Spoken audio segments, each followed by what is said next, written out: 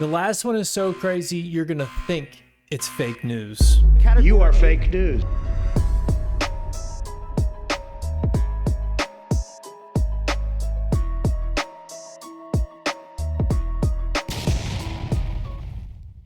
What's up, everybody? Welcome back to the show. I'm Stephen M. Back on your screen again, your pal and your friend. Thanks for stopping in. And boy, do we got a doozy today.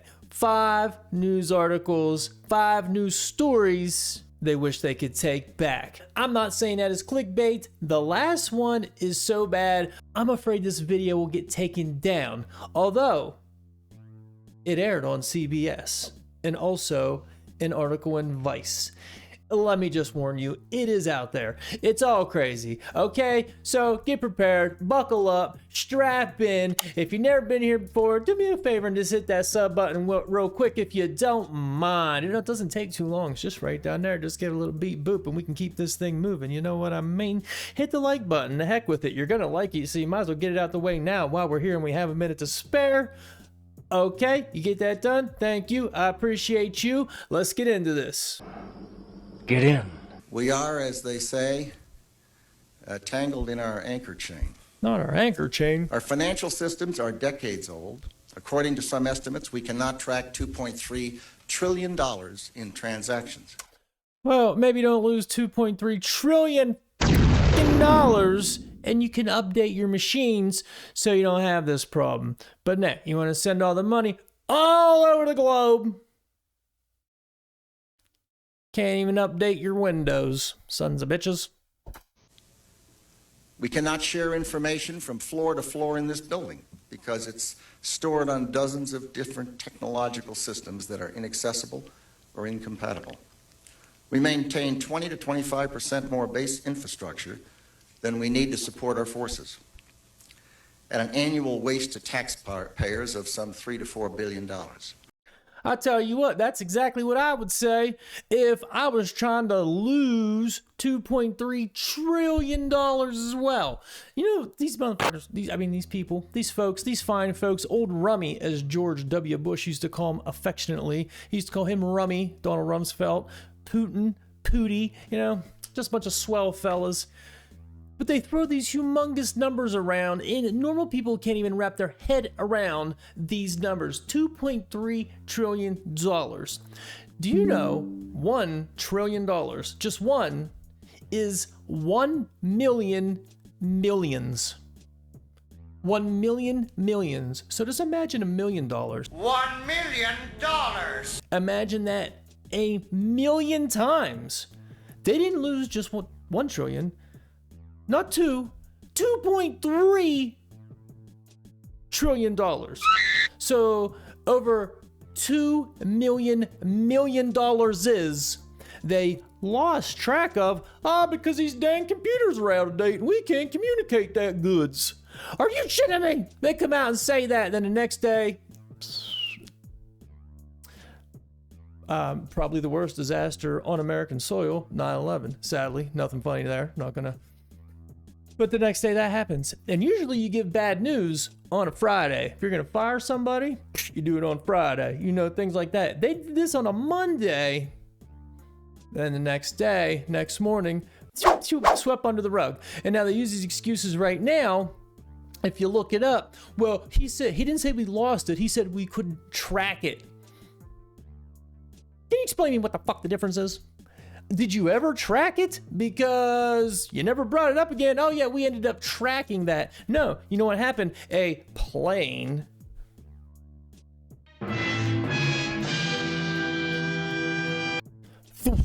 right through the Pentagon into the spot where those old computer systems happened to be. So that money that they couldn't track the day before the Pentagon got exploded, well, guess we just can't find that, but we got bigger fish to fry now because we have a war on terror to start for the next 20 years. So we better go find us some WMDs. Didn't find that either. Couldn't track $2.3 trillion. Couldn't track WMDs. These nuts. Got him. Jamie McIntyre. And Jamie, you got very close to where that plane went down. That's right, Judy. A while ago, I walked right up to next to the building. Firefighters were still trying to put out the blaze. The fire, by the way, is still burning in some parts of the. You notice how when you look at that, well, you can't see because there's a plate button. There's no it doesn't look like wings hit it.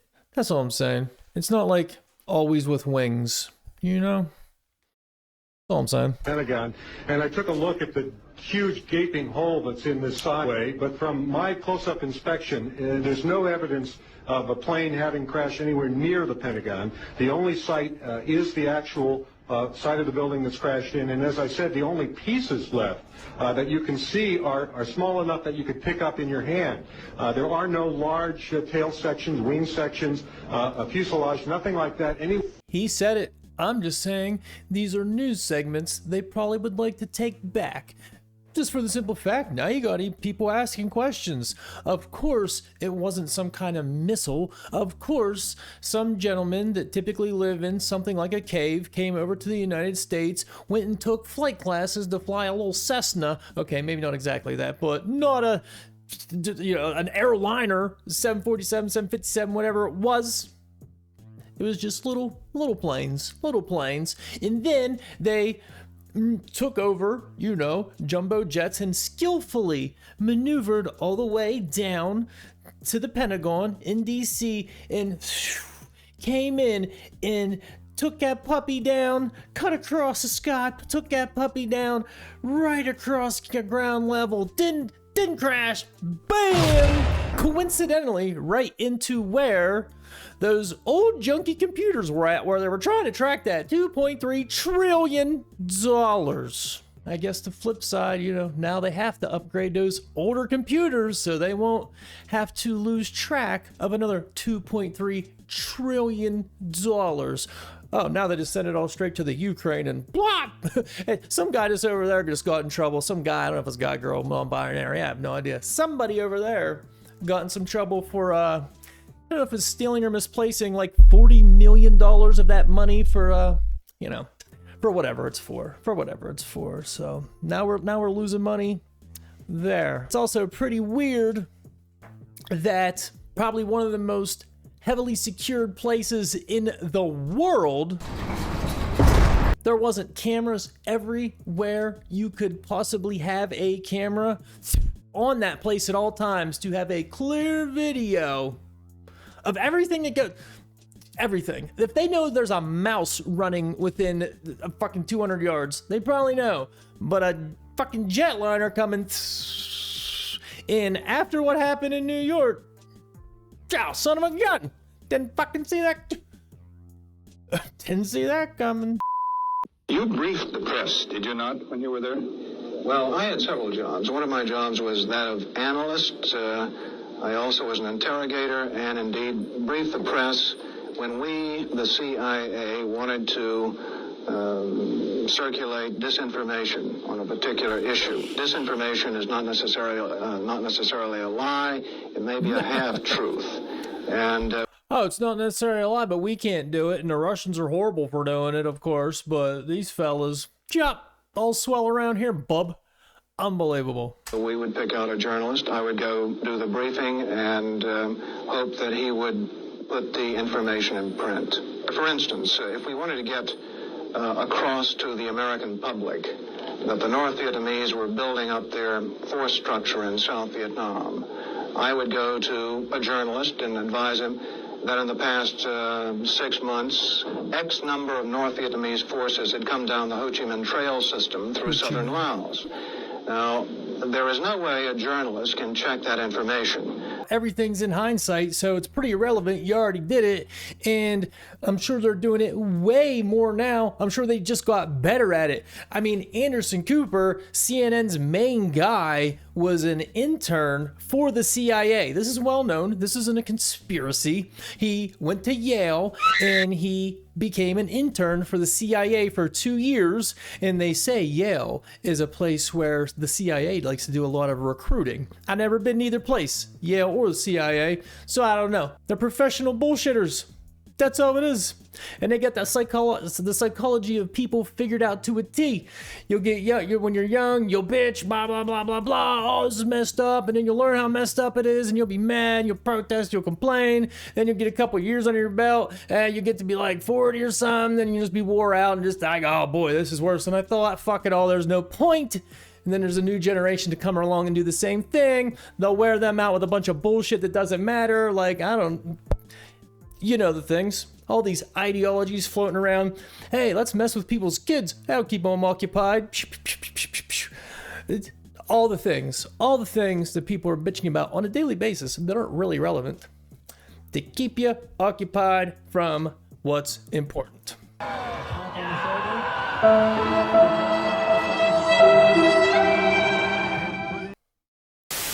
Disclaimer. The next one is out there. It's wild, and it's not about the group of people committing the act. It's about the act itself. I just want you to know that. It wouldn't matter what type of group it is committing this act. It's the act itself. And this was on the news, CBS News, mind you. So I'm just reporting the news that the news reported. A CBS News investigation has uncovered a loophole that allows accused and convicted American pedophiles to escape justice by moving to Israel. Jewish Community Watch, an organization that hunts down accused pedophiles who flee to Israel from the U.S., exploiting a process called Law of Return, whereby any Jewish person can move to Israel and automatically gain citizenship. Yom Tov pled guilty in 2002 to sexually abusing and committing lewd acts against 3 other boys. He served jail time, but when he was released, he violated his probation and, according to JCW, fled to Israel with help from individuals within the Orthodox Jewish community. The same thing that's going on in the Catholic Church right now around the world, the exact same thing happens in our community. The rabbis say, fair to say, he promised he's going to go for therapy, he's never going to do it again. Boom, he's in another community. It's kind of annoying, though. I don't really want to stop that, but either way, it's kind of annoying when, people got to project. Well, what about blah? What's going on there? Well, it is happening here too, but what about there? It's like you can't say anything about Joseph Biden and without someone saying, well, Trump, blah. Trump, what about Trump? What about Trump?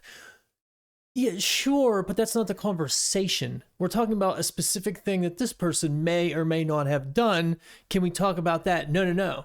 You can't, because this other person that they assume you like because you're criticizing this person, which is preposterous within itself. But it's kind of what he did there. It's just like them guys, well, them guys are also shitbags for that. So I don't know if that made it sound better, he thought, but either way, I digress. A few years later, he's at the same thing, and we hear more allegations that the person continued to abuse children. And often, those abusers end up in Israel. Why would someone want to help one of these pedophiles escape? Oftentimes, there's some sort of community incentive. Either somebody owes them a favor, or someone in the community, let's say an institution, has covered up for them in the past, and they know that if this goes to court, there's a lot of civil liability coming down the line. Shauna accuses the Israeli police of not prioritizing accused pedophiles on the run. Why do you have to be the ones that do this? Because nobody else is. I don't have any better answer than that. And if you guys weren't doing it? Then nobody would do it. If American officials don't try to get accused pedophiles from Israel, then they simply escape justice and leave children at risk. Why do they say more pedophiles aren't being apprehended? So it's very complicated when you leave the United States and go to Israel. First, they say that once these people are wanted, that they need to go to Interpol and have that international arrest warrant put out for them so that the Israeli authorities can then start looking for them. Extradition is expensive, and a lot of these jurisdictions just don't have the money or manpower to really pursue them. A lot of the times, these people have help. And help within the community, people that help them flee to Israel. These are elaborate schemes. They are, and they need a lot of people to pull off. And they say that there needs to be a conversation within the community about not protecting people. Wow, so I guess you'd need a lot of people to pull something like that off. A lot of people with a lot of power and a lot of money to pull something like that off, and apparently they're doing it. I think they are conspiracy theorists. Well, that just doesn't happen. There's not a lot of people with a lot of money and a lot of power with organized rings doing things like that. They do nice things, like have pizza parties and things like that. But it's therapeutic. You could barely even say too much about it, realistically, because I feel like I'll get booked on the YouTubes for commenting on that too much. But that's CBS News, so obviously it's fine. And on the same topic, there is a Vice article out there, which I happen to have. Now, I'm gonna have to blur a lot of this out. This is a Vice article. Vice, a mainstream news source, wrote one of the craziest things you may ever hear in your life. Well, I don't know. A guy decapitated his dad's head yesterday, so it's going to be up there. Top 5. So this is all the way back in November of 2013.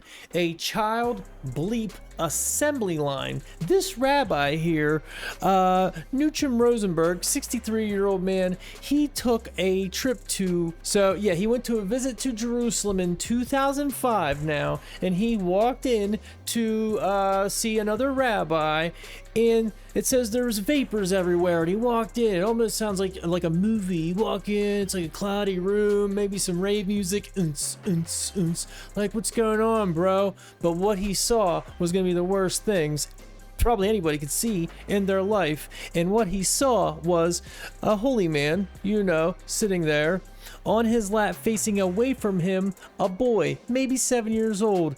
And the man is having, you're reading it, okay. So this is this guy's account. Again, this is this rabbi's account. He's claiming this is what he saw. Don't kill the messenger. I'm just saying. This further explains what the CBS News segment said. So he was speared on him like an animal, like a pig. And the boy was saying nothing, but on his face was fear. The old man looked at me without any fear, as if it was common practice. And this is a first-hand account from a rabbi. So why would he make such a thing up and such a graphic story? And again, this is Vice News. You can find that article anywhere. It's Googleable 100%. It's so disturbing I can barely talk about it. Like it's not only is it so disturbing, I can barely talk about it, but I feel like I'm gonna get, flagged. I'm not gonna make a stink about it. Hey, I'm new here. I'm just trying to get in where I fit in. So I hope this isn't pushing the line. It's the news. It's the news. It's mind-blowing stuff, but typically I can make a joke about something. Buttercat, yo, it's the Buttercat, yo, it's the cat with the Buttercat, yo, it's the Buttercat, yo, it's